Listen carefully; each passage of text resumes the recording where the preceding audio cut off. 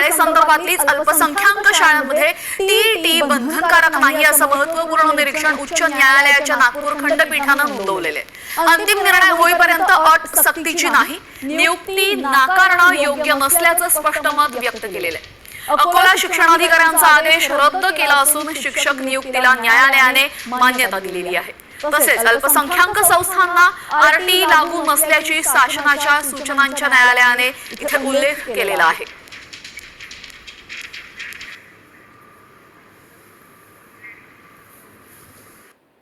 खासगी शाळांमधील शिक्षक भरतीत होणाऱ्या वशिलाबाजीला आता डोनेशनला चाप बसणार. राज्य सरकारनं शिक्षण भरतीचे निकष पूर्णपणे बदलले.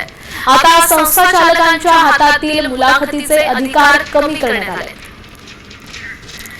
दरम्यान कोणत्या निकषांमध्ये बदल झालेले आहेत पाहूयात ग्राफिक्सच्या माध्यमातून. मुलाखत 25 वरून 10 गुणांवर आली. उर्वरित 90 गुण हे टीईटी आणि शैक्षणिक पात्रतेसाठी असतील. गुणवत्ता डावलून होणाऱ्या आर्थिक व्यवहारांच्या तक्रारीनंतर सरकारने हा निर्णय घेतलेला आहे. उमेदवारांना पवित्र पोर्टलवर 50 ऐवजी 100 शैक्षणिक संस्थांचे पसंतीक्रम निवडता येतील.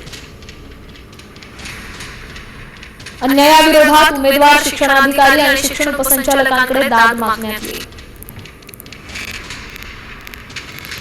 8 ते 10 दिवसात जाहिरात, 15 मे पर्यंत भरतीची पहिली यादी प्रसिद्ध करण्याचे नियोजन आहे.